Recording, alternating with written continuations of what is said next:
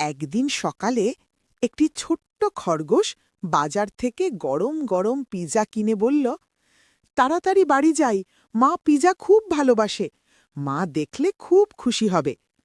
খরগোশটা আনন্দে লাফাতে লাফাতে বাড়ির পথে চলছিল।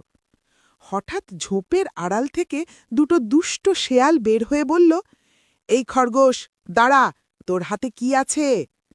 খরগোশ বলল, এটা আমার মায়ের জন্য পিজা, আমি কাউকে দিতে পারবো না। শেয়ালগুলো রাগ করে বলল, না দিলে কিন্তু ভালো হবে না।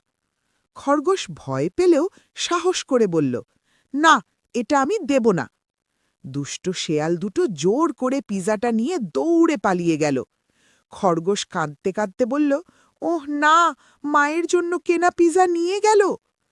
ঠিক তখনই রাস্তা দিয়ে টহল দিচ্ছিলেন পুলিশ কাকু। তিনি জিজ্ঞেস করলেন, কি হয়েছে খরগোশ? খরগোশ সব কথা বলল। পুলিশ কাকু সঙ্গে সঙ্গে দৌড়ে শেয়াল দুটোকে ধরে ফেললেন। শেয়ালগুলো লজ্জা পেয়ে বলল, আমরা ভুল করেছি, আর কখনো কারোর জিনিস ছিনিয়ে নেব না। পুলিশ কাকু পিজাটা খরগোশকে ফিরিয়ে দিলেন। খরগোশ বাড়ি গিয়ে মাকে পিজা দিল। মা খুব খুশি হয়ে খরগোশকে জড়িয়ে ধরলেন।